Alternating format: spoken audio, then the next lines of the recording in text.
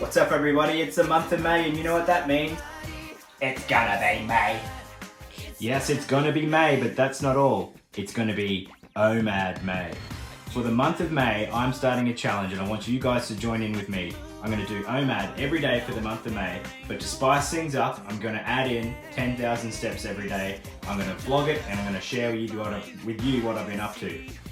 I had one kid off school sick today, so I hit the spin bike in the garage with my little buddy Elliot. And for my meal today, what I'm going to have is this beautiful bacon and zucchini quiche. It's sitting out there on the table, I haven't eaten it yet, but share with me what you're doing for OMAD today. Cheers!